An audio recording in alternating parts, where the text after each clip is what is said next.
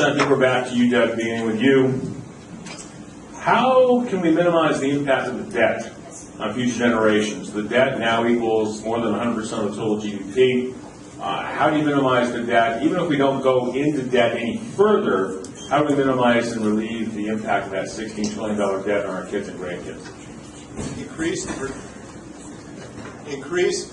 it working? Yeah. There you go. Increase the productivity of our economy through a reduction of horrible restrictions on labor, wages, prices. In other words, return to the free market.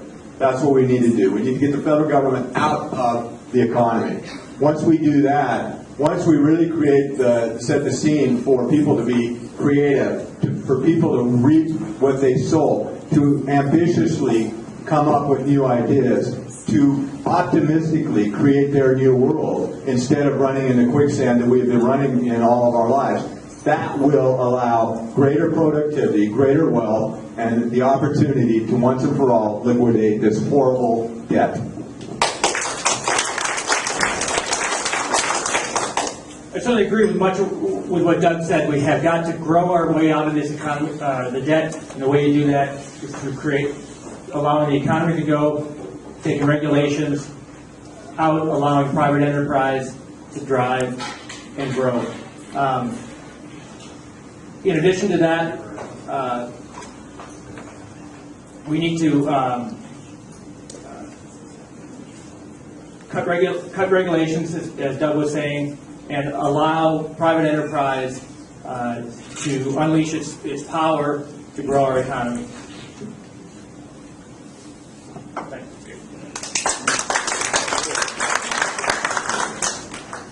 We've dug ourselves such a big hole, we're not going to be able to just grow out of it unless we radically cut spending simultaneously. We have to return to the constitutionally mandated functions of the federal government while simultaneously doing everything that we can do to grow our economy and grow revenues simultaneously. If we don't do that, we're not going to be able to grow out of this. We have to cut spending. Right now, Social Security, Medicare, and Medicaid is 50% of our budget. And the elderly, the retired, and the near to retire outnumber everybody else in this population. And they vote. 25% of our budget is military, 15% is everything else. We have to look at that everything else and decide how much of that does the federal government need to do, how much is it constitutionally mandated to do. If we do what they did in 1920 and radically cut spending 50% and lower tax rates 50%, we can be out of this and we can take care of our debt.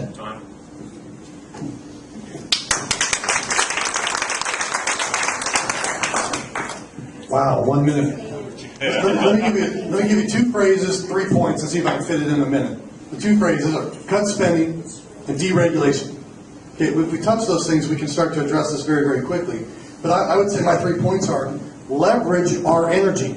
The age of energy is upon us, and we can leverage that through royalties, through expansion, through market ownership and dominance to pay back and pay off our debt and get this economy growing much quicker in addition to growing jobs. The second point would be the framework. We have to articulate a message, send someone back that can articulate a message that the beef of the free market will be far more bountiful than any amount of pork that any congressman can or can't bring to his or her district. Finally, and this is why I wish I had 5 minutes, is that you have to lead with a vision. That's what this campaign and my campaign effort has been all about, leading with a vision. Our district can and should be the preeminent leader for job growth in this nation. I hope I get a chance to explain that to you. Thank you.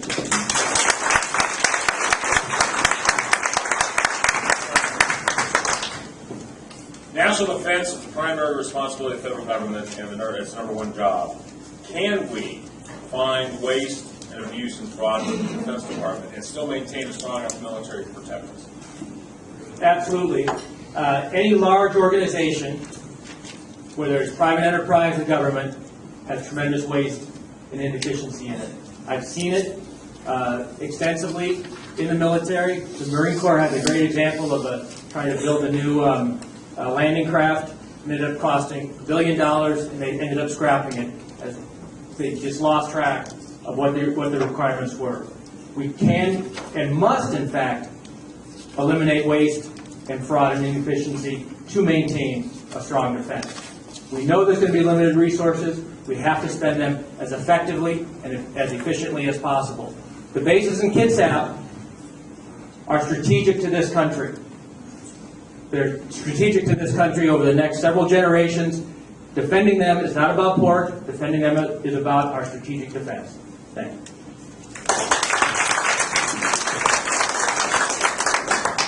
My dad was a federal auditor, and he would search through programs for waste, fraud, and abuse.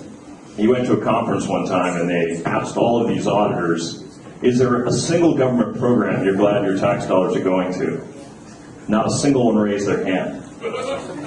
That's including the Department of Defense. So yes, there is plenty we can cut in the Defense Department in terms of waste, fraud, and abuse. We need to give the GAO a little bit more power to do so.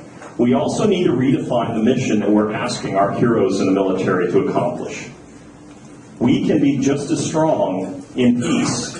We can be strong with local bases fully funded and fully prepared to go to war, so that when we do send our boys to war, they're not going to be shrapnel to death because they don't have the correct protection. So we can redefine and be strong here, not fighting and dissipating our energies around the world. China is smart. They're not dissipating their energies. They're building their military strength.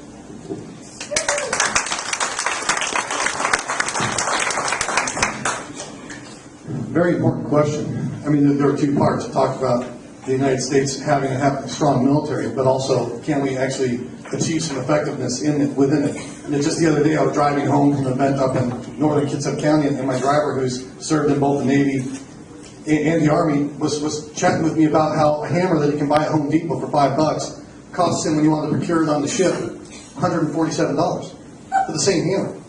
Certainly there are inefficiencies that we can start to work out, which is why I think you need to send someone with the right experience back to Congress that understands how lean processing or how Six Sigma, these types of business efficiencies could be applied to our military. But more important, we also have a great opportunity to leverage new technology.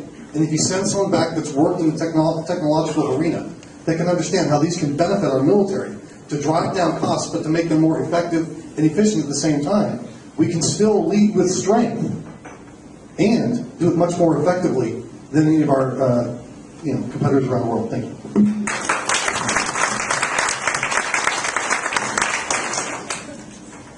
We have to quit fighting undeclared wars. They're wasteful and they're unconstitutional.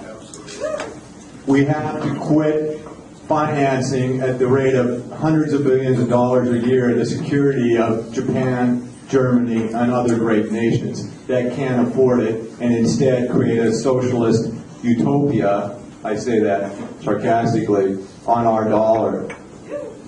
We have to allow private individuals in the contracting firms the ability to whistleblow and reap the benefit of that whistleblowing. Now, I've participated in some of those suits, but they're very difficult for whistleblowers to prove. We need to lighten up on the hurdle that they must get over to prove their allegations of fraud.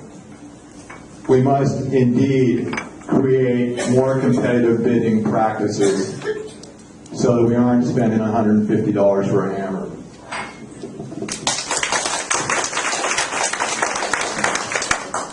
Mr. Young, in 1 minute. Oh, it's Mr. Reichman? I apologize. Lost track. No, I'm sorry. No, it is you. You're right. I'm sorry. I was one step ahead of myself.